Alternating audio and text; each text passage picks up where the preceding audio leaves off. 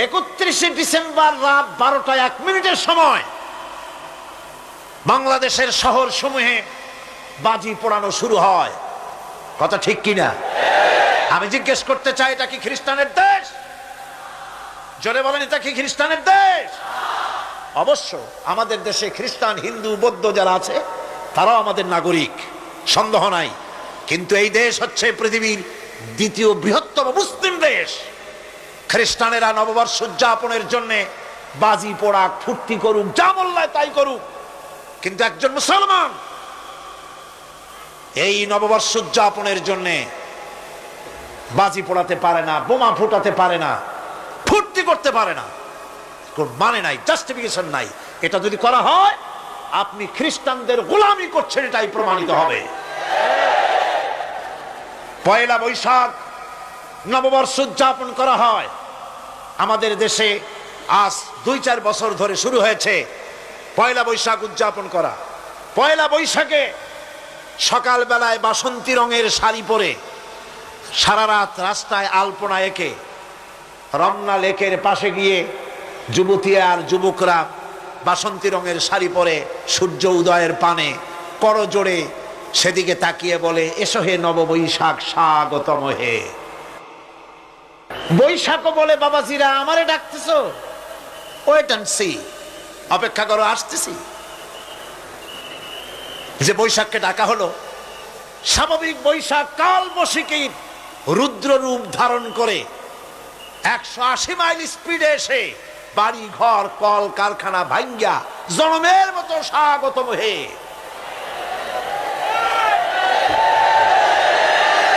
এরপর রাজনৈতিক নেতৃবৃন্দ এবং বুদ্ধিজীবী, ছাত্রছাত্রী, শিক্ষক, এক শ্রেণীর শিক্ষক বৃন্দ মঙ্গল প্রদীপ জ্বালিয়ে দিনের সূচনা করেন। কুকুরের মুখোশ, গাধার মুখোশ, কুমিরের মুখোশ পরে মিছিল করেন। ঢোল আরো কি হাবিজাবি বাজাইয়া ফুর্তির চোটে শীতই পড়বে না খারাপ হয়ে থাকবে দিশা করতে পারে না। ঠিক কিনা কন? আমি জিজ্ঞেস করি, পয়লা বৈশাখের সাথে উদযাপন, নববর্ষ উদযাপনের সাথে মুখোশ পরার সম্পর্ক কি? গরু আর গাধার শূকরের মুখোশ পরে আপনি কি বুঝাতে চান যে নতুন বছরটা জাতির সাথে গাধার মতো ব্যবহার করবেন অথবা কুকুরের মতো? নাউযুবিল্লাহি মিন যালিক।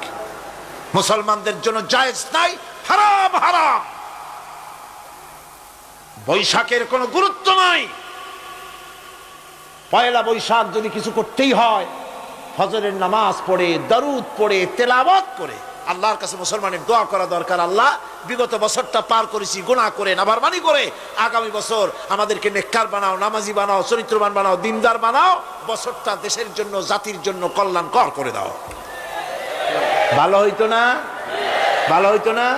ভালো হতো। কিন্তু কপাল খারাপ, সংস্কৃতির নামে আসছে বেহায়াপনা।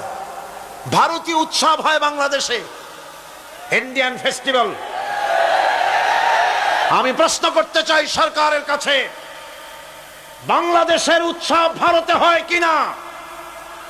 যদি বাংলাদেশের উৎসব ভারতে না হয়, বাংলার মাটিতে ভারতের উৎসব কেন?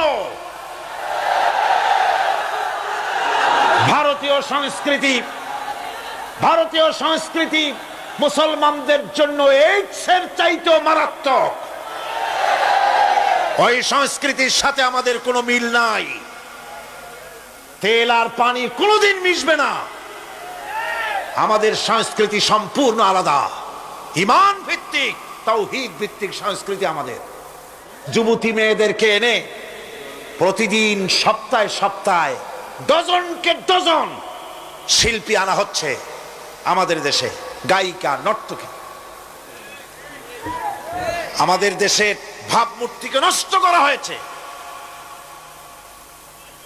গান বাজনার দিকে উঠে পড়ে লেগে গিয়েছে জাতি আজ।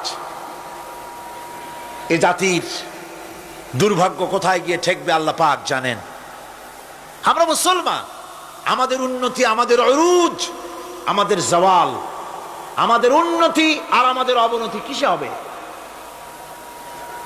বিশ্বকবি বলছেন, তুঝে বাতাও তকদীরে উমম ক্যা হ্যায়, তুঝে বাতাও তকদীরে উমম ক্যা হ্যায়, শমশিরো সনা আউয়াল তাউস ওর বাবাঘির।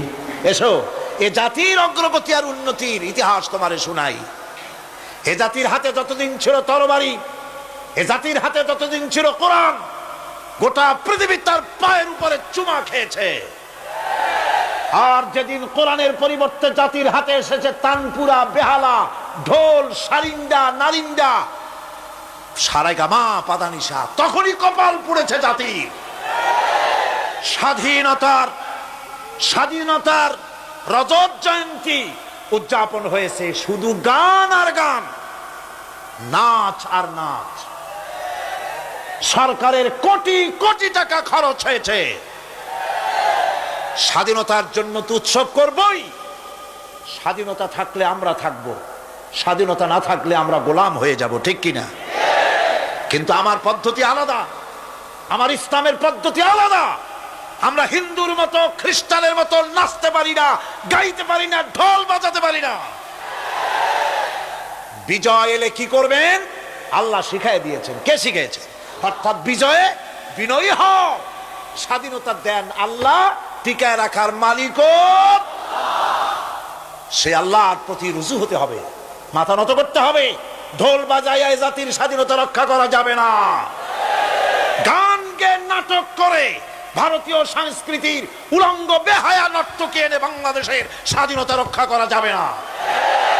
স্বাধীনতা রক্ষা করতে পারবে ইমানদার, সাহসী সরকার। ইমানদার হতে হবে, সাহসী হতে হবে।